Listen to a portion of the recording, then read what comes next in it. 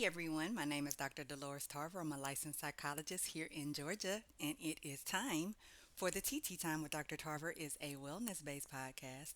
It is not intended to be a substitute for a relationship with a licensed mental health provider. Can you all believe it is the last full week of March? March feels like it is the longest and shortest month of all time.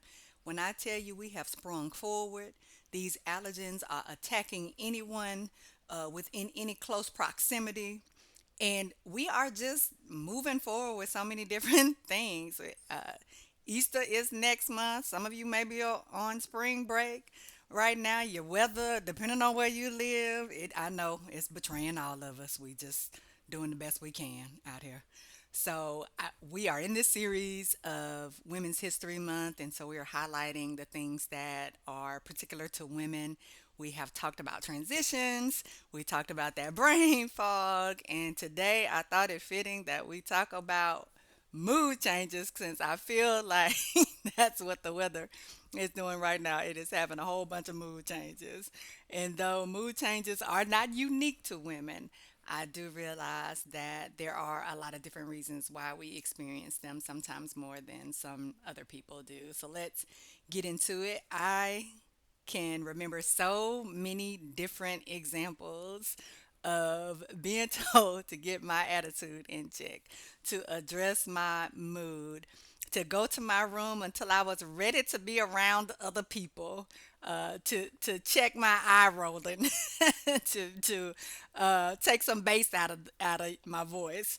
All of the things that I'm sure that you all have examples of, and you might have flung yourself in dramatic flair onto a bed and just cried at the drop of a hat out of nowhere. Had these weird cravings that you're like, what in the world is going on with me? But I must have it right now, or I'm about to fight everybody. Or just, been so reactive to something that was so minor, but it just felt like it was so major at the time. And then you go back later and you think about, like, girl, what was going on with you? Well, what was going on with you was these mood changes. And I do think it's important for us to, because I know people use them in jest and they talk about, oh, you must be on your cycle, and those kind of statements like that. But I do think it's important for us to really understand that there is indeed an impact to some of the things that we experience as women, and a side effect of some of those things is mood swings. So let's get into it. Um, we've talked a little bit about all of the different, what I would say are things that we go through, such as our menstrual cycles, menopause. We've kind of got into some of those things in this series, and I want to spend a little time talking about specifically some of those things so we can better address and understand their impact today. Now, we know that there are absolutely things associated with the menstrual cycle. And typically, for people, they may not necessarily be aware of what those things may be. You might have daughters, you may still have a menstrual cycle yourself as you're listening to this podcast. You might be a male listening to this who may have women in your life. And I will tell you that premenstrual syndrome impacts a lot of women, and it is usually in the 1 to 2 weeks before the cycle, but it can also enter into that first week of the cycle. And so a lot of girls and women will say they just don't feel like they have a lot of time where they're not feeling emotional, and that could be why. There are a lot of symptoms that come along with premenstrual syndrome: bloating and headaches and tiredness, the cravings we just talked about. The breast can get really tender or swollen. We can go from a range of having constipation to diarrhea, sleeping more than usual, sleeping less than usual. That's how we rolling. But that is because there just are hormonal changes that take place before menstruation. And we don't necessarily understand why it affects some people more than it does other people, but we do know it is real. And it is absolutely that. Oftentimes, we tell people, get yourselves together, like, come out here and know how to behave with people. But truthfully, girls and women may not fully even understand what's happening to them. So it may not be that they're intentionally doing it, nor may they be able to stop the changes without some of the resources that are available. A lot of people will find that birth control does help. However, it may require you to try different types of birth control. We also know that birth control doesn't work well for everyone, and birth control can cause a lot of other issues. We also recognize that some people just are reluctant to put their children on birth control because they feel like it might encourage sexual behaviors. There is no research to prove that. However, I do respect anybody's decision to try to keep hormones as away from their children as long as possible, because I do understand that there are, weight gain can be absolutely a side effect of birth control for some people, definitely depending on what type of birth control that you get. And birth control sometimes just affects people where they're just having more side effects than the birth control is actually controlling. So you want to be mindful of birth control. Talk to your provider. Ensure you understand fully the signs and symptoms you need to be on the lookout for, how it could benefit your child. Looking at, there are low hormone options.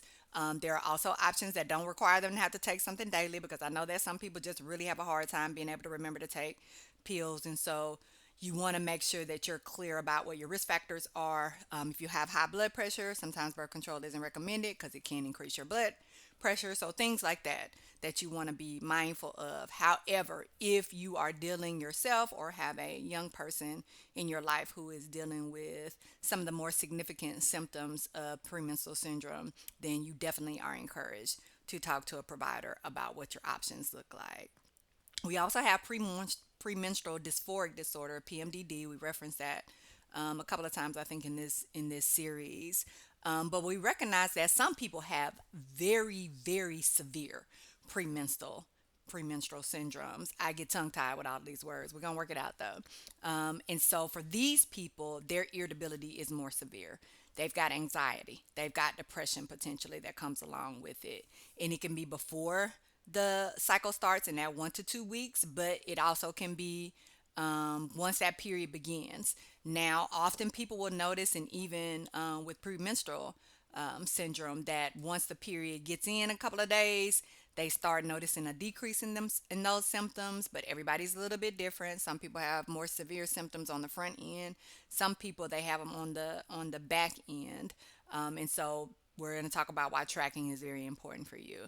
So yeah, the mood swings, the irritability, the anger, feeling short tempered, anxious, depressed, having a lack of interest in things that you usually enjoy, the problems with focus come in there, difficulty sleeping, just being tired. Suicidal thoughts can come along with PMDD, and that is just because there are just really intense feelings of despair that can come along with it. Now, again, just like with premenstrual syndrome, researchers aren't exactly sure what causes PMDD or why it affects people, some more severely than others, but they do recognize it has something to do with hormones and serotonin. Serotonin is what manages our mood, our cognition, oftentimes associated with our weight, right? It's a neurotransmitter. And so what we recognize is that when we're dealing with those types of things, an antidepressant might be helpful. The SSRIs can be really helpful to manage PMDD. There are certain types of hormonal birth control that can help as well. Now, on the more extreme sides, there might be a recommendation for trying to trigger early menopause. So you just kind of decrease the amount of estrogen and progesterone that are in the body, and that could include surgery. But again, that's on the extreme ends, and definitely things that you need to be discussing with a provider regarding, what are the options that are going to give me the maximum benefit with the least amount of side effects. Then there are just some people that have an exacerbation when they have premenstrual syndrome, which means like there is already a pre-existing mental health or physical health disorder that's present. And when they get their cycle, those symptoms just become worse. So your eating disorder, for example, could become worse. If you have schizophrenia, if you have bipolar disorder, if you have depression, if you have anxiety, if you have a substance use disorders, once you get your menstrual cycle, then those symptoms just get more intense. People with borderline personality disorder have talked about having more intense symptoms during their cycle. Now, I think it's really important that we highlight that the mood disorders are going to be present throughout the hormonal cycle. So when you got certain mental health disorders, it's not like they're going to stop just because you're on day three of your cycle. But they typically get worse between ovulation and menstruation. So it's important to understand what options might be helpful. Because some things that work for PMDD, for example, like a surgery to remove your internal reproductive organs, will not work for your premenstrual syndrome exacerbation because, again, I already got pre existing disorders that are present or health issues that are present that are going to still be present whether the cycle is there or not. We do know that when women are in pregnancy, they will have it mood swings, hope springs eternal. However, what we I think are less familiar with is that within that first week of after conception, you can start experiencing mood swings. People be like, "Well, shoot, that's an entire pregnancy." For some people, it is. I know women. It's hard being a woman out here. Um, and sometimes because we're not aware we're pregnant, we may not necessarily associate the mood swings with pregnancy, especially in the early parts of the pregnancy, and because the symptoms look so much similar to what you would experience with premenstrual syndromes are, food cravings and fatigue and swollen tender breasts. Your cycle could be late, but however, for us, we know stress, there's a lot of things that could impact the cycle, medications. And so, again, you wouldn't necessarily equate that to pregnancy. Most of the time, the longer you go with that period not starting, and then, maybe some vomiting or some heartburn, or you're frequently urinating, then you're like, oh, okay, let me go ahead and take an over the counter pregnancy test. And of course, they're going to want to confirm a pregnancy with a blood test. And so that's also a way for you to know, because sometimes those over the counter tests don't necessarily come out accurate, and you'll think you're not pregnant when you actually are. We also know that menopause can have a very significant impact on mood. Usually, that's when our menstrual cycles stop. Everybody's a little different. Some people start earlier, some people are later. And as our reproductive hormones are starting to decline, we get into perimenopause. That could be in your 40s. For some people, it could be in your 30s. Some people might be 50s. But what we're realizing is that, again, we don't necessarily recognize we're in perimenopause, but that's when that production of serotonin changes. We've already talked about how that can affect your mood swings. And that presence of estrogen and progesterone is what signals to the body, like, oh, hey, we need to be doing something different. We've got less hormones that are helping to regulate us in particular ways. And we also recognize that sometimes there are other conditions that can be associated with menopause like symptoms. And so there is an ovarian insufficiency which can occur, and that's for some people at a younger age than when they would experience menopause. So that possibly could be a factor in the mood swings. We also know that just in general, human beings experience mood swings. So, again, not just related to being a female. Puberty, you all may remember when you went through puberty, or you may have young people around you going through puberty, and you see the hormone levels are changing in them. You may notice things like, pubic hair, facial hair growing, breast growing, and you're like, oh my goodness, here we go. And for a lot of young people, it happens earlier. Um, I never did figure out if this was true, but somebody told me that the sooner you get your permanent teeth affects when you'll start puberty. I gotta look that up and see if that's actually accurate information. But there are also mental health conditions that cause mood swings. I talked about the borderline personality disorder, bipolar disorder earlier, schizophrenia, anxiety, depression, because some of these things, their symptoms are so similar, they overlap, that it's sometimes hard to tell. So you wouldn't necessarily know what is causing your mood swings, which is why it's important for us to get an understanding of our behavior patterns so we can get some more information about what exactly we're experiencing. There are certain neurological conditions, dementia, migraines, Parkinson's, that can affect mood changes. If you've ever been around someone who's going through dementia, you will notice like they can get real irritable, real angry, real easily, be very triggered, get very paranoid. But also, when you have a pretty intense migraine, the last thing you want to be doing is engaging with people. And so you can be, have a lot of mood swings then. But there are also medications that can cause you to have mood swings. I talk to people a good bit about when their young people are on stimulant medication, or if you're on stimulant medication as an adult. Adderall has a side effect of causing irritability, aggression, and anger in some people, and it may be that that is what's causing your mood swings. But there are also certain antidepressants that can really affect a mood. And we talked about the birth control earlier. You all know that steroids, when you're taking anything to kind of help build muscle, sometimes that can affect your mood changes. We see a lot of people getting really angry and aggressive. That's how folks knew that they were using steroids. So how do you know for sure? For sure, what's your ways of finding out what exactly is going on if it can be all of these different things? I know some of y'all don't believe in going to the doctor. Y'all are doing a lot of home remedies. Y'all don't pay these copays and these very expensive deductibles. But it is important for you to be getting blood work at least yearly. And that's even with regard to your young people. Blood work is one of the earliest forms of detection for a lot of things. If it's a thyroid condition, you're often going to find it out then. If you have any vitamin deficiencies, you're going to find it out then, right? Because these are also things that can affect your mood and cause very similar symptoms as to some of the disorders that we were just talking about earlier. And the test will also let you know if you're entering perimenopause. So, blood tests do a lot of things, as we discussed. That's your confirmation of you being pregnant. And also, if you're having other additional problems, because I know we like to use the primary care. We get very hooked on our providers. Some of you will just refuse to see somebody else even if they have a specialty, and you may be able to benefit from it. But specialists may also be helpful too.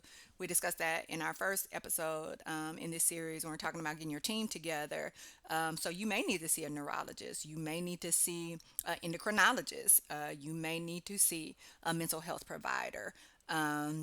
You may need to get a referral from your primary care physician in order to get to those other specialists. But it's really important for you to have that initial conversation and track, right? So whether you're doing it in your journal, or there's a lot of apps that are free apps that can organize and categorize your symptoms, how frequently you're experiencing them, what other things are coming along with those symptoms. Is it your sleep? Is it your digestive issues? Is it your cravings?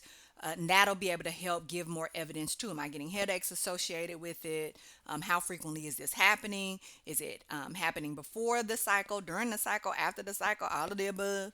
And so, 3 months, 3 weeks out of the month, I'm having these mood swings. That's going to be able to assist your providers in being able to determine whether or not you may be experiencing some type of premenstrual condition, or you're experiencing some other type of health condition or mental health condition.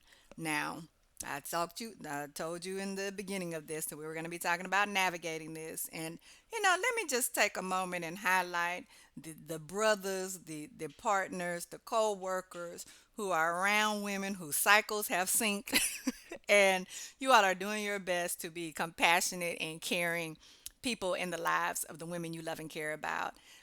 Compassion is step one with ourselves, and being compassionate with other people, and people being compassionate with us. Sometimes we are, again, not able to control these mood swings. So when people are feeling a rage of things, it's important to understand why, because you can address the etiology of it, so that they're less likely to experience symptoms, or they're going to be less severe, but they're going to come. And so we have to have some understanding of how to navigate that. For those of you that's got the heating pads and the y'all don't know nothing about them old school water bottles, that you could put hot water on and heat them up and put them on. Anyway, those blankets, the going to get the foods, having the some of you crave the chocolate during that time. So that can definitely be very helpful. So just being loving and supportive in that way. It's important that you recognize how other things may be impacting you. Caffeine, I just mentioned chocolate. Chocolate has caffeine in it. For some people, that's not going to be a good fit when they're having mood swings. Alcohol and smoking also can negatively impact you. So caffeine and nicotine tend to be the big two. But also alcohol because it's a depressant. Right, so your nicotine and your caffeine, those are stimulants, and then your alcohol is a depressant. So if I'm having mood swings, the last thing I want to do is what? Something that's going to alter my mood in a negative way. But I can alter my mood in positive ways. I can listen to music, I can do mindfulness, podcast, prayer, scriptures, all of the things that you really enjoy. And this is when you get kind of your care pack together. And I think it's important for people to have that care pack available to them, the things that allow you to feel comfortable and secure and manage your pain, if you're experiencing pain, or manage the irritability in your stomach, whether that's constipation or diarrhea, so that you can help navigate and offset that, knowing that it's coming. Like, let me go ahead and put some preventative things in place. Sleep is always going to be important. Like, I cannot underscore enough the importance of sleep. I probably talk about it with every episode. Y'all are probably sick of me and sleep. But think about it. When you are sleepy, what are you? Irritable. Absolutely. And also, anything else that you're feeling is very intense when you're tired. You just don't have the reserves to be able to manage and navigate. It's harder to problem solve. Things that might be small seem really big. Your energy is low, like you're drained. And so your give a darn is just not going to be as high. The same is true for when you're hungry. You all seen them Snickers commercials, like, "Ugh, you're not real nice when you're hungry. I'm going to give you a Snickers."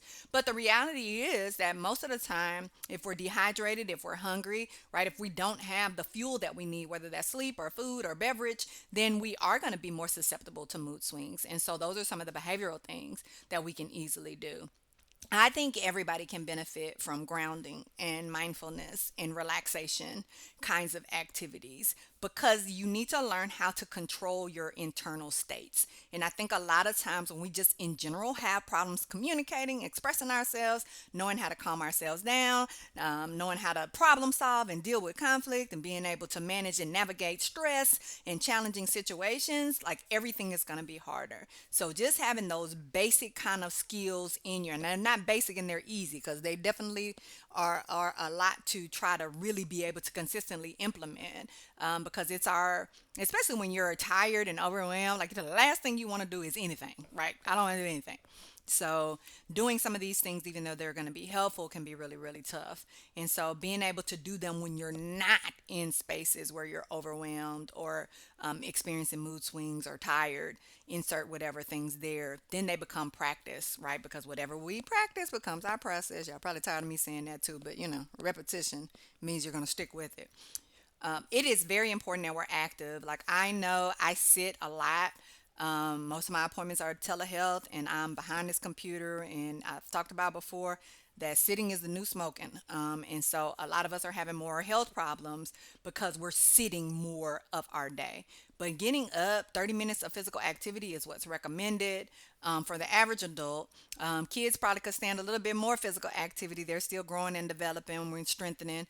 But also, there is a variety of things that you can do with that busy schedule, with your health conditions, with your limited mobility. There are a lot of things that are available to you that aren't going to put a lot of stress and strain on your body, but are going to allow you to be able to release some of that stress, build some good muscle, protect your bones as long as you possibly can, help with your posture, all of those things. And so making some space for that. Finding something fun that you're able to do. I got weights and bands in here. I got a yoga mat. Um, if I could jump rope in here, I'd probably put a jump rope in here because that's kind of fun. It wears me out. All right. So just finding whatever that's going to be. I'll do the walking videos on YouTube. Those are really easy. Just a little something to get your heart rate up. You don't have to be out here marathon style. And I know with these allergies, y'all are probably trying not to be outside right now for the next couple of weeks or so. However, there are plenty of things that you can do in the comfort of your own home or office. And also, y'all do some fun stuff. Enjoy yourselves. I know that there are days that are just tough days where we are all just out here struggling, doing our best to survive, to make it, to get through, to navigate, to manage. And those days are tough. That's why you didn't see me on here last week, because you know what? I was tired. I had a lot of things going on. And that self compassion is really important. On those weeks or those days, you know what? I'm just going to take care of myself and then I'll get back to the task at hand. And it's absolutely appropriate for you to do that. But in the interim, like find some things to do that are fun. Like go check out a concert, go to see a comedy show, go to a museum, go to a meet and greet event, go enjoy a new place that's come to your town. It is important that you carve out time to do enjoyable things for yourself, because otherwise you will go week to week, month to month, grinding, taking care of all your responsibilities and not find things that are actually enjoyable. And so when the waves hit you, they hit you even harder because you don't have some things in the reserve to give you a little bit more to get through those difficult times. I really enjoy the park. I like the park, playing out there on the slides and the swings. The swing is actually one of my favorite things to do. Yes, I get my tall, long leg self on a swing, and the little kids just get a big kick out of it, and they're like wanting to push me all the time. I'm like, come on, push me, because they just love to see adults play, and that's what I would encourage you to do. Now, mood swing, 0 out of 10, wouldn't recommend. However, the playground swing, 10 out of 10, definitely would recommend. And so that is my recommendation to you, is to make sure that to help you manage those mood swings, you find some of those fun swings to be able to offset some of those challenging times. All right? Y'all be well.